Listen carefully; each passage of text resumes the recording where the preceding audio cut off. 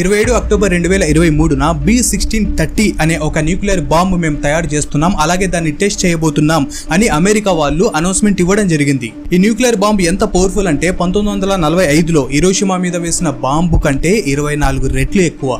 For example చెప్తున్నాను, ఇదే nuclear bomb మన ఢిల్లీలోని రాష్ట్రపతి భవన్ మీద పడితే ఆ చుట్టూ ఉండే 800 మీటర్లో 6 లక్షల కంటే ఎక్కువ మంది చనిపోయే ప్రమాదం ఉంది.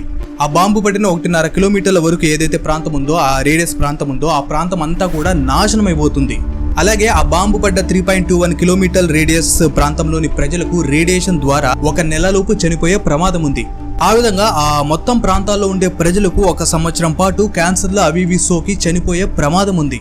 మనం మాట్లాడుకుంటే యుఎస్ఏకి ఇప్పట్లో చూసుకుంటే ఎలాంటి యుద్ధ వాతావరణం లేదు వాళ్ళకి, అలాగే ఎలాంటి ప్రపంచ యుద్ధాలు కూడా జరగట్లేదు. అయితే ఈ టైంలో అమెరికాకి ఇలాంటి భయంకరమైన, ఇంకా చెప్పాలంటే మానవ మనుగడని అంతం చేయగల ఈ న్యూక్లియర్ బాంబు క్రియేట్ చేయాల్సిన అవసరం ఏముంది?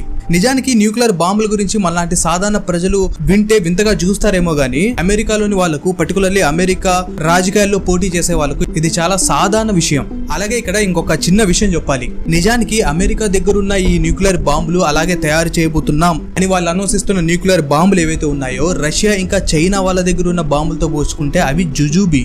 రష్యా చైనా దగ్గర అంత పెద్ద మాల్ ఉంది. బట్ ఈ న్యూక్లియర్ బాంబుల తయారీ వెనుక ఉన్నది కేవలం